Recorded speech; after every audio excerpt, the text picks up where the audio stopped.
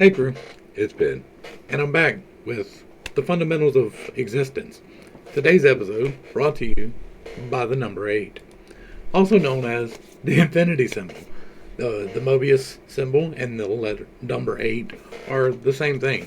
They are never ending, they are just continuously drawing a path of 8 throughout history and life. I believe that all of life is a harmonic. It is all part of the wavelength of the voice of God. We were spoke into existence and we are held together by octaves. What is an octave, you ask? Well, I'm glad you asked. I've got a graphic for that. This is a C scale octave. This is going from the note C to the note C. And there are 8 steps that you take. You go C, D, E, F, G, A, B, C. That is do, re, mi, fa, sol, la, ti, do. Do and do. C and C. The end of one and the beginning of the other is an exact doubling of the frequency. It is everything contained within that holds the variations between the frequency, but the doubling is the important part. There's a doubling that happens between D and D, and E and E. This doubling happens all the time, and a good way to look at that is through the Fibonacci sequence. This is a mathematical concept that if you take 1 and 1, it makes 2. And that is a 2 by 2 square. And then you take 2 and add it to 1 and you get 3. And you get a 3 by 3 square. And then you take the 3 and you add it to the 2 and you get a 5 by 5 square. This is the concept of doubling. It's a little bit wonky because it doesn't deal with even numbers, which you would think that it would, but the way that it works is not quite, it's a little bit more than double actually. But the reason I bring it up is because we're going to talk about the first of the 8s that we're going to talk about today. And the first of the 8s is the 8 of the Earth. The Schumann resonance is the magnetic fields of the Earth. There are, I am almost positive, 8 of them, but we only measured, I think, 5. I think 5 is what we've got. Is 7.83, 14.3, 20.8, 27.3, and 33.8. And while these numbers may not fall exactly along the lines of the Fibonacci sequence, they are awfully close. I believe that there are a couple more. I think we have 2 1s, a 2, a 3, and a 5 before we get to these. I think the 33.8 is actually getting into the next harmonic, but I can't, there's no way for me to prove that. But the concept of the 8 can be visualized like this. This is the Earth, right? And the Earth is a sphere, and it is comprised of several different layers, and those layers are the inner core, the outer core, the lower mantle, the upper mantle, the asthenosphere, the lithosphere, and the crust. We're going to put these 2 crusts together because it is basically the same material. The only difference really is the location and pressures and stuff. And that gives us 7. That is almost a full octave, but if you count for the water, which is the beginning of the next octave, then we have 8. And the inner core, this density is going to reflect the water density. It is going to be a doubling of the energy. I believe that the next step past that, we've got the 8 steps of physical reality here. And I believe that each one of these is a different magnetic frequency, and they are holding different elements here. They're keeping physical reality together through the magnetics of each one of these different layers. Each one of them vibrates at its own frequency, and I believe that is what is shown here, even though we don't really recognize what's going on. It may not start at 1. It may go from 33 back down, right? It may go to 2 or to 3 and stop, and that may be the end of that harmonic. That harmonic may begin at that point. But once we move past this, and then we get into the atmosphere, and the atmosphere is made up of several layers.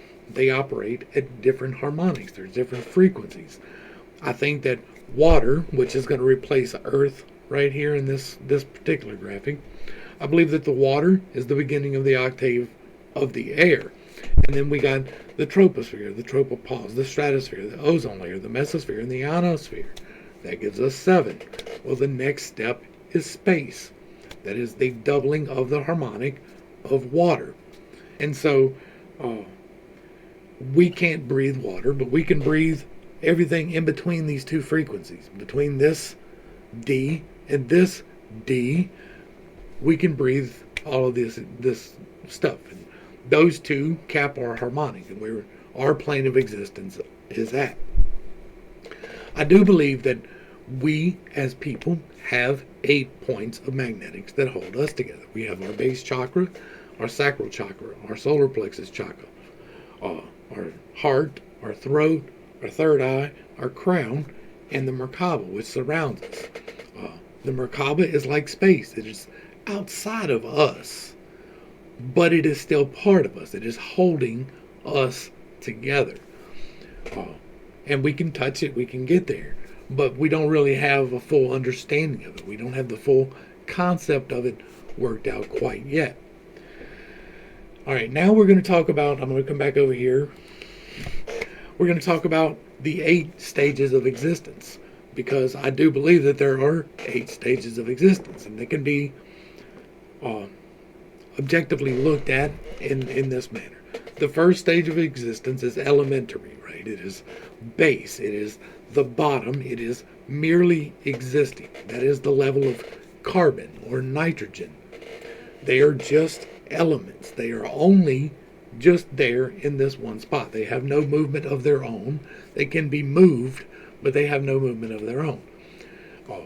I believe that represents base survival in humans. Like it is a mirror. All of these 8 mirror each other. And the base survival of the core is to hold the planet together. The base survival of the elements is to be the stepping stone upon which all the rest of them are built. Which brings us into the second stage, right? And this is just so we can conceptualize 8.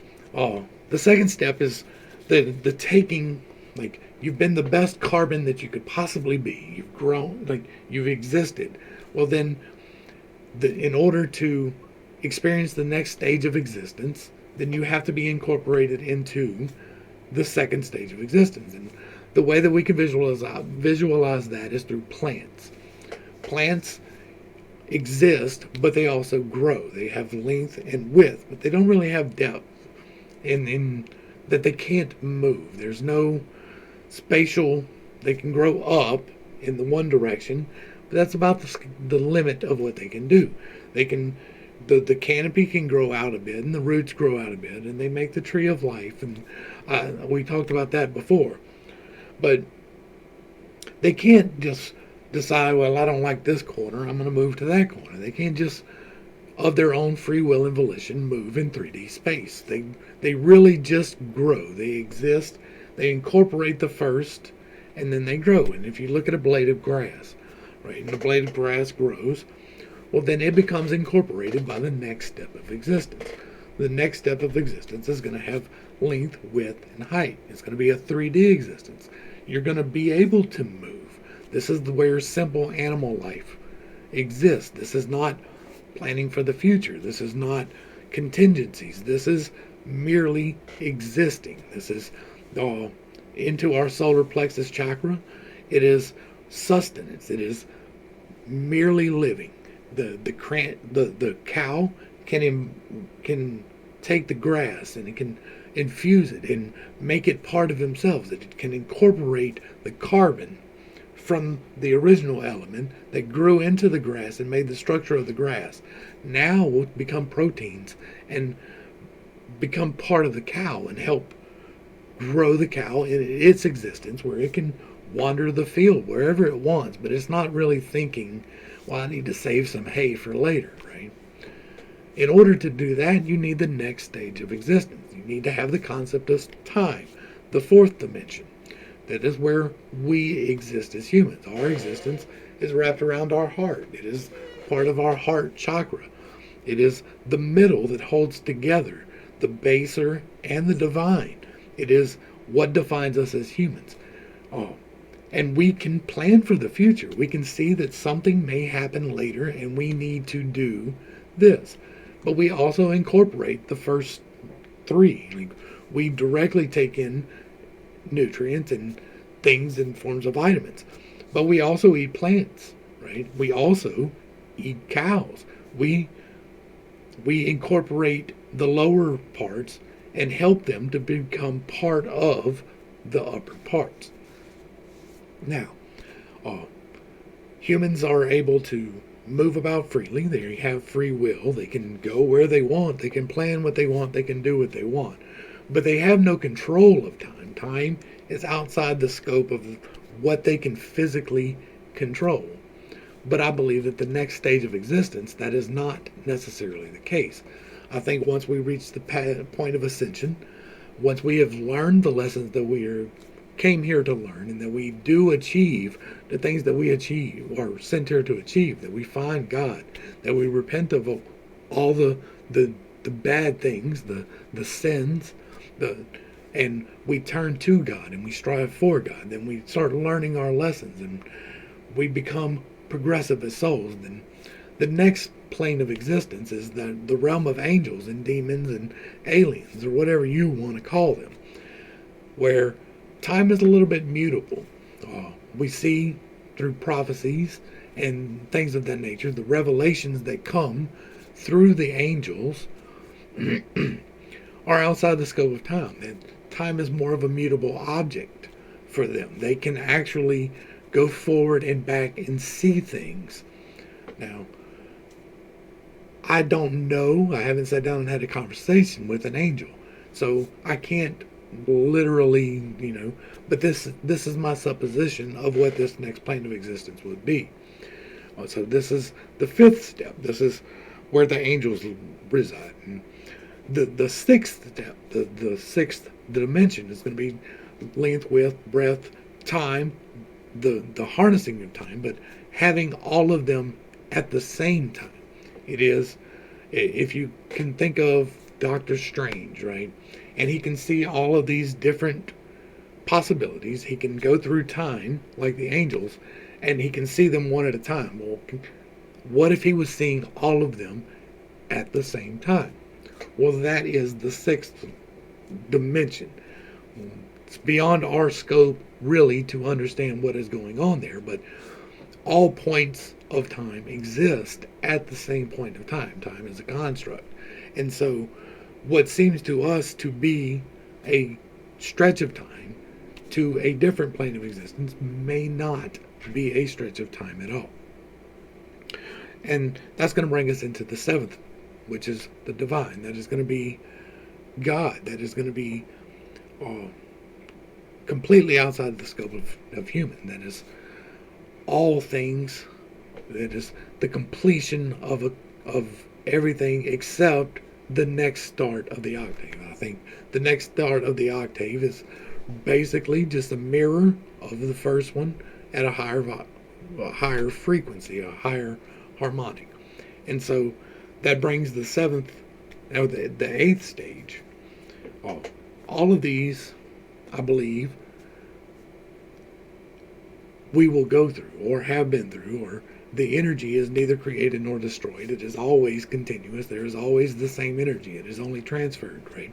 And so when we imbibe the plant or the cow, we are taking that energy and we are focusing it upwards. And I think that we, on our spiral of choice, make the choice to vibrationally raise or vibrationally lower. And I think that when the ascension event happens, and I think that there will be an ascension event, that the people who are harmonically raising themselves will be judged that way.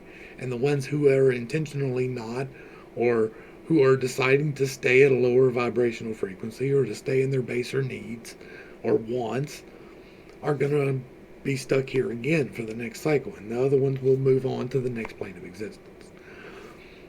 I could be completely wrong on that, but I don't feel that I am. I feel like because this has been directly revealed to me, I do believe this. It could be a complete delusion of my mind. I'm willing to accept that, but I don't think so. This base 8 is going to come into play at a later date. The musicality of it is going to be the next video. We're going to talk about the chakras and the music that and the sounds that can affect them. But this is laying the base work for the infinite 8. This is 8 repeating. It is a cycle over and over and over again of 8 and 8 and 8 and 8. There's 8 functions in the stack. There's 8 chakras in the body. The number sequence of 8 seems to be important. That is why this channel is in infinite integrations, because we're integrating the infinite. And so we're going to go ahead and wrap this up here. I hope I brought just a little bit of enlightenment and not too much confusion to a very serious topic. I hope that if you have any questions, you will drop them down below and let me know what you want to have clarified, because that's important. I overlook things. That's one of the things I do in my stack, and I'm working on that. So if you have questions, let me know in the comments down below. Let me know what you want to know about this. If you like what I'm doing here, there's going to be more of it. Give me a like, sharing this up. Throw comments as appropriate. We need to feed the algorithm, get the channel boosted. But that's where we're going to leave this. So, to the crew, thanks for hanging out. I appreciate every single minute that you are here with me, and I am praying for you every single day. Till next time, this has been Pitt. Be blessed. Peace. I love you.